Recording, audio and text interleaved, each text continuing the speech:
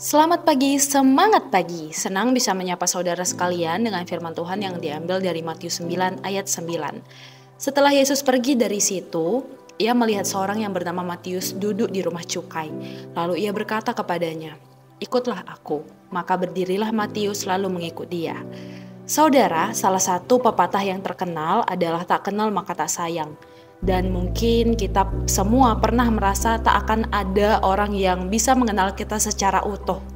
Orang lain hanya mengenal sisi luar kita saja begitu, tidak tahu perasaan dan pemikiran kita.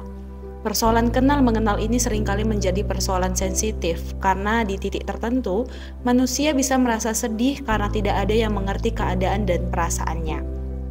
Hal yang serupa juga mungkin pernah dialami salah satu murid Yesus, yakni Matius yang diperkenalkan sebagai si pemungut cukai. Ada apa dengan pemungut cukai? Saudara mungkin sudah tahu kalau Alkitab kita mengatakan bahwa orang-orang Yahudi sangat membenci pemungut cukai, karena cara kerja pemungut cukai sangat licik dan merugikan bangsa mereka sendiri. Selain itu, para pemungut cukai ini juga berelasi dengan para penjajah, membuat mereka dianggap sebagai pengkhianat bangsa. Itulah salah satu hal yang membuat para pemungut cukai dibenci oleh orang-orang Yahudi. Kebencian itu melahirkan penolakan dan membuat jarang ada orang Yahudi yang mau berteman dengan mereka.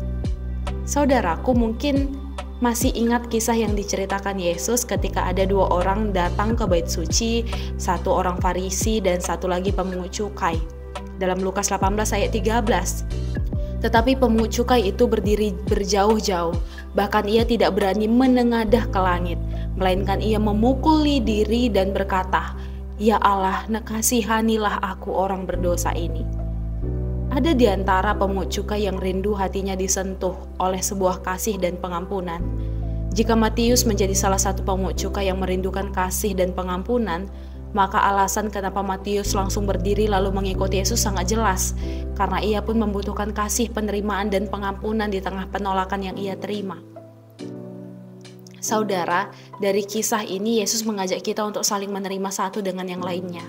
Ada berapa banyak pemungut cukai yang diubahkan Yesus hidupnya, dan itu semua dimulai dari penerimaan. Mungkin terlihat mudah, namun masih menjadi tantangan bagi kita yang tinggal di negara yang beragam. Mari saudaraku, kita meminta kekuatan kepada Tuhan supaya kita dimampukan untuk menerima dan merangkul setiap orang yang membutuhkan sentuhan kasih, penerimaan, dan pengampunan. Amin. Tuhan Yesus memberkati.